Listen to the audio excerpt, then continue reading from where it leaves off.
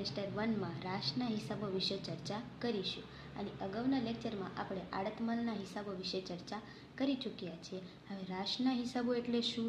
રાશના હિસાબો શા માટે તૈયાર કરવામાં આવે છે? તો રાશ એટલે એક પ્રકારની કામચલાઉ ભાગીદારી, જેમાં કોઈ પણ બે વ્યક્તિ, બે ભાગીદારો દ્વારા હિસાબો તૈયાર કરવામાં આવે છે, જેમાં સમયગાળો મર્યાદિત અને અમુક મર્યાદિત હેતુ દ્વારા કરાર કરવામાં આવે છે. જેમ કે એક વ્યક્તિ પાસે એક ભાગીદાર પાસે પૂરતી મૂડી છે, પરંતુ વેચાણની આવડત નથી, તો તે બીજા ભાગીદારને કે જેની પાસે વેચાણની આવડત છે તેની સાથે અમુક મર્યાદિત સમયગાળામાં કરાર નક્કી કરે છે, જેમાં અમુક હિસાબો નક્કી કરવામાં આવે છે, જેને રાશના હિસાબો કહેવામાં આવે છે, જેમાં પેઢીનું નામ દર્શાવવામાં આવતું નથી. હવે રાશના હિસાબોમાં અલગ ચોપડા રાખવામાં નહીં આવે ત્યારે અને અલગ ચોપડા રાખવામાં આવે ત્યારે અલગ અલગ ખાતા તૈયાર કરવામાં આવે છે. અલગ ચોપડા રાખવામાં આવે ત્યારે એક ભાગીદાર હિસાબ રાખે ત્યારે અને બંને ભાગીદારો જ્યારે હિસાબ રાખે ત્યારે રાશનું ખાતું અને અન્ય ભાગીદારોનું ખાતું એમ તૈયાર કરવામાં આવે છે. અને અલગ ચોપડા રાખવામાં આવે ત્યારે રાશ ખાતું, સંયુક્ત બેંક ખાતું અને સહભાગીદારોનું ખાતું તૈયાર કરવામાં આવે છે. આજે આપણે અલગ ચોપડા રાખવામાં નહીં આવે, જેમાં બંને ભાગીદારો હિસાબો રાખે એવો પ્રકારનો એક દાખલાની ચર્ચા કરીશું. દાખલાની શરૂઆત કરતાં પહેલાં આપણે રાશ ખાતાના નમૂના વિશે ચર્ચા કરીએ. તો જ્યારે વેચાણ ખાતે માલ આપ્યો હોય ત્યારે અમુક પ્રકારની ખરીદી, ખર્ચા, કમિશન તે દરેક પ્રકારની એન્ટ્રી રાશ ખાતાની ઉધાર બાજુ આવશે. અને વેચાણ, વધેલ સ્ટોક, વધેલ માલ જે ખરીદ્યો છે તે દરેક પ્રકારની એન્ટ્રી જમા બાજુ આવશે. વિગતવાર આપણે જ્યારે સમગણીશું ત્યારે વધારે ખ્યાલ આવશે. બંને ભાગીદારો હિસાબો રાખે ત્યારે રાજ અને શમ્મી બંને એક સહિયારા વેપારમાં નફાના સરખા ભાગની શરતે જોડાયા. બંને ભાગીદારો કોણ? રાજ અને શમ્મી. આગળ રકમમાં જોતા ખ્યાલ આવે કે બંને ભાગીદારોના ચોપડામાં સંયુક્ત સાહસ ખાતું અને ભાગીદારોનું ખાતું, એટલે કે રાજના ચોપડે સંયુક્ત સાહસ ખાતું અને અન્ય ભાગીદાર કોણ? શમ્મીનું ખાતું, અને શમ્મીના ચોપડે સંયુક્ત સાહસ ખાતું અને અન્ય ભાગીદારીમાં ગણાશે રાજ. આપણે દાખલાની શરૂઆત કરીએ. રાજના ચોપડે સંયુક્ત સાહસ ખાતું અને શમ્મીનું ખાતું. ખાતા તૈયાર કરીને રાખ્યા છે, આપણે વ્યવહારો દ્વારા એન્ટ્રી કરી લઈએ. તો આગળ રકમમાં જોઈએ. રાજે 76,000નો માલ ખરીદ કર્યો. હવે અહીં ખાસ ધ્યાન રાખવાની બાબત શું છે કે રાજના ચોપડે આપણે સંયુક્ત સાહસ ખાતું તૈયાર કરીએ છીએ, એટલે કે રાજનું નામ ક્યાંય પણ દર્શાવવાનું નથી. રાજે જેટલા પણ વ્યવહાર કર્યા છે એને આપણે રોકડ ખાતે દર્શાવીશું. એટલે કે રાજે 76,000નો માલ ખરીદ કર્યો હતો, એટલે રાજના ચોપડે રાશ ખાતામાં રોકડ ખાતે કેટલાની ખરીદી કરી? 76,000ની. એટલે અહીંયા રોકડ ખાતે કૌંસમાં આપણે લખીશું ખરીદી 76,000. આગળ રકમ જોઈએ. જેના પર તેણે નૂર અને ખર્ચના 4,752 આપ્યા. હવે કોણ ખર્ચ કરે છે? રાજ જ ખર્ચ કરે છે, એટલે રોકડ ખાતે ખર્ચ રાશ ખાતાની ઉધાર બાજુ ખર્ચ ખાતે 4,752. આગળ રકમ જોઈએ. શમ્મીએ 25,000નો માલ પોતાના સ્ટોકમાંથી આપ્યો, એટલે શમ્મી રોકડેથી માલ આપે છે, એટલે સંયુક્ત સાહસ ખાતાની ઉધાર બાજુ શમ્મી ખાતે રોકડેથી માલ આપ્યો 25,000. આગળ રકમ જોઈએ. અને તે અંગે ગાડી ભાડાના ₹500 ચૂકવ્યા, તો તેની એન્ટ્રી પણ ત્યાં જ આવશે. રાશ ખાતાની ઉધાર બાજુ શમ્મી ખાતે ગાડી ભાડું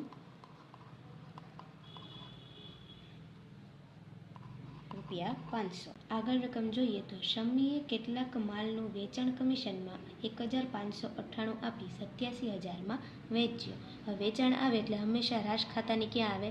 જમા બાજુ. કોણ વેચાણ કરે છે? શમ્મી. એટલે શમ્મી ખાતે વેચાણ 87,000. હવે કમિશન છે એ આપણા ધંધાનો શું કહેવાય? ખર્ચ છે, એટલે ખર્ચ હંમેશા ક્યાં આવે? ઉધાર બાજુ. એટલે રાશ ખાતાની ઉધાર બાજુ કોણ ખર્ચ કરે છે? શમ્મી. એટલે શમ્મી ખાતે કમિશન 1,598. આગળ રકમ જોઈએ. તો રાજે વખાર ભાડાના તથા પરચુરણ ખર્ચના 1900 આપ્યા. હવે રાજના ચોપડે રાજ ખર્ચ કરે છે, એટલે શું આવશે? રોકડ ખાતે ખર્ચ પરચુરણ ખર્ચ કેટલા? 1900. આગળ રકમ જોઈએ તો રાજે બાકીનો માલ 47,500માં વેચ્યો. હવે વેચાણ આવે એટલે કઈ બાજુ આવશે? રાશ ખાતાની જમા બાજુ. કોણ વેચાણ કરે છે? રાજ. એટલે રોકડ ખાતે વેચાણ 47,500. આગળ રકમ જોઈએ અને કમિશન તથા ગાડી ભાડાના 4,750 રોકડા આપ્યા. કોણે રોકડા આપ્યા? રાજે રોકડા આપ્યા. એટલે રોકડ ખાતે કમિશન અને ભાડું ઉધાર બાજુ, કારણ કે આપણો ખર્ચો છે. 47,50.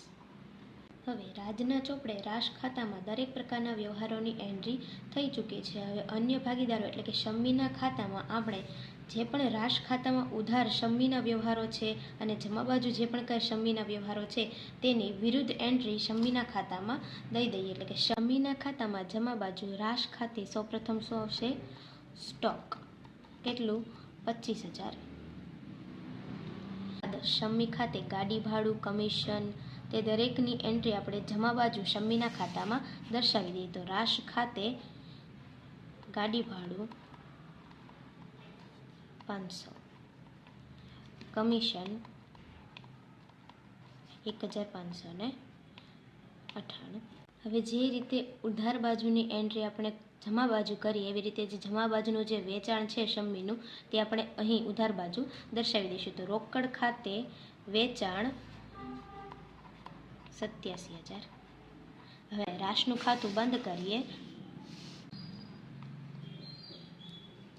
હવે આપણે રાશનું ખાતું બંધ કરીએ તો જમા બાજુનો સરવાળો વધારે છે 13,4500. તેમાંથી ઉધાર બાજુની દરેક રકમ બાદ કરતાં આપણને નફો કેટલો મળશે? 20,000. હવે રકમમાં આપણને કહ્યું છે કે નફાના સરખા ભાગે શરતે જોડાયેલા 20,000ના નફા નુકસાન ખાતે રાજના ચોપડે છે રાશ ખાતે, એટલે નફા નુકસાન ખાતે 10,000 અને શમ્મી ખાતે 10,000. આ જે 10,000 છે તે શમ્મી ખાતે જમા બાજુ આપણે દર્શાવી દઈએ. રાશ ખાતે નફો 10,000,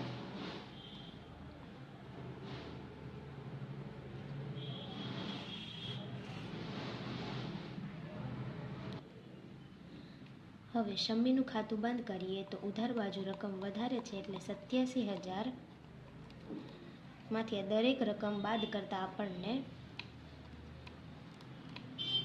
49,902 રકમ મળશે. હવે જેવી રીતે રાજના ચોપડે આપણે રાશ ખાતું અને શમ્મીનું ખાતું તૈયાર કર્યું એવી જ રીતે શમ્મીના ચોપડે આપણે સંયુક્ત રાશ ખાતું અને રાજનું ખાતું તૈયાર કરીશું. હવે જેવી રીતે રાજના ચોપડે આપણે રાજના દરેક વ્યવહારોની એન્ટ્રી રોકડ ખાતે કરી એવી જ રીતે શમ્મીના ચોપડે શમ્મીના જેટલા પણ વ્યવહારો છે તેની દરેકની એન્ટ્રી આપણે રોકડ ખાતે કરીશું. બંને ભાગીદારોના ચોપડે દરેક પ્રકારના ખાતા છે તેનો સરવાળો સરખો જ આવશે, કારણ કે વ્યવહારો તો સરખા જ છે. એટલે આગળ રકમ જોઈએ તો રાજે 76,000નો માલ ખરીદ્યો. હવે ખરીદી આવશે એટલે ક્યાં આવશે? રાશ ખાતાની ઉધાર બાજુ. શમ્મીના ચોપડે છે એટલે નામ શું દર્શાવશે? રાજ ખાતે ખરીદી 76,000. આગળ રકમમાં જોઈએ તો નૂર અને ખર્ચના 4,752 આપ્યા. કોણે આપ્યા?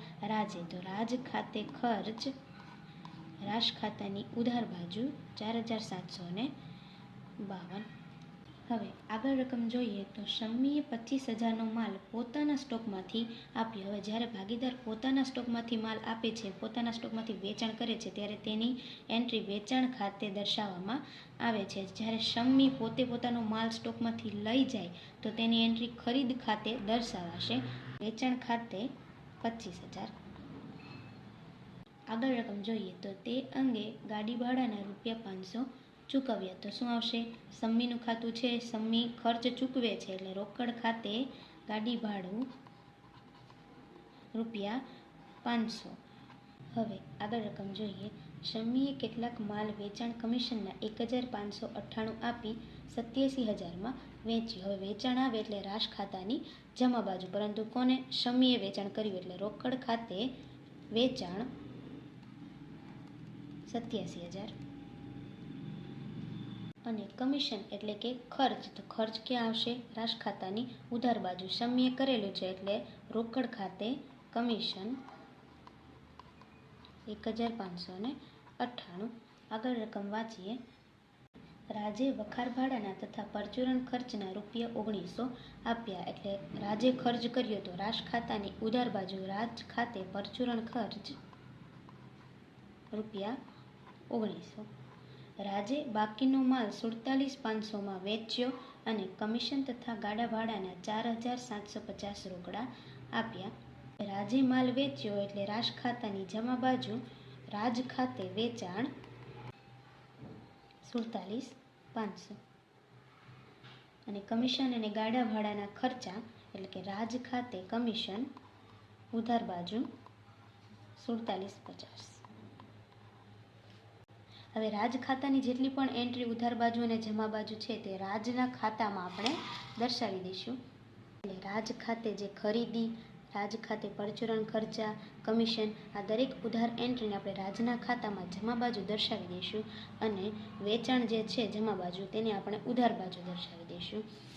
રાશ ખાતે ખરીદી 76,000, રાશ ખાતે ખર્ચા 4,752, રાશ ખાતે પરચુરણ ખર્ચા 1900 અને રાશ ખાતે કમિશન 47,50. હવે રાશ ખાતાને આપણે બંધ કરીશું તો જમા બાજુ વધારે રકમ છે 13,4500. તેમાંથી ઉધાર બાજુની રકમ બાદ કરતાં આપણને 20,000 નફો મળે. હવે બંને ભાગીદારો નફાના સરખા ભાગની શરતે જોડાયેલા છે. એટલે સમીના ચોપડે સમીનો નફો 10,000 નફા નુકસાન ખાતે દર્શાવશે અને રાજ ખાતે 10,000. હવે રાજ ખાતે જે 10,000 નફો આવ્યો છે તે રાજ ખાતાની જમા બાજુ નફા તરીકે આપણે દર્શાવી દઈશું. રાશ ખાતે 10,000 નફો. હવે રાશ ખાતામાં જમા બાજુ રાજ ખાતે જે વેચાણ હતું 47,500 તે રાજના ખાતામાં ઉધાર બાજુ દર્શાવીશું 47,500. જમા બાજુ વધારે સરવાળો 97,400. તેમાંથી 47,500 બાદ કરતાં 49,902 બાકી આગળ મળે. આમ આપણે બંને ભાગીદારોના ચોપડામાં સંયુક્ત સાહસ ખાતું અને અન્ય ભાગીદારીનું ખાતું તૈયાર કર્યું.